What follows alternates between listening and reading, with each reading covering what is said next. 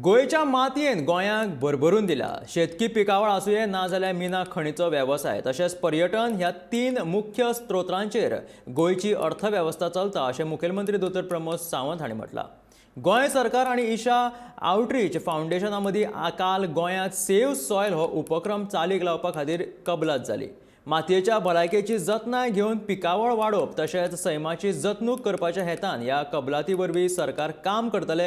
ह्या वेळार ईशा फाउंडेशनाचे मुखेल सद्गुरू जग्गी वासुदेव हाजीर आशिल्ले. राज्याची अर्थवेवस्था ही मातयेचेर डिपेंड आसा हांव मुद्दामून सांगता.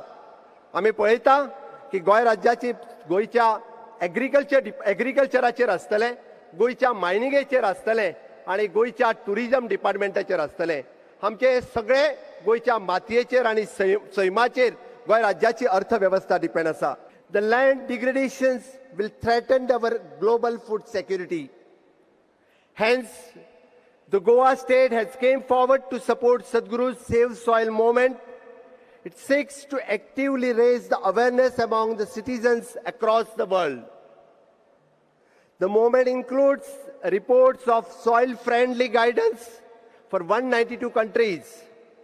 The program has prepared the document of each country considering their soil types, the traditional agriculture practices, the climate conditions, geographical locations, and economic parameters.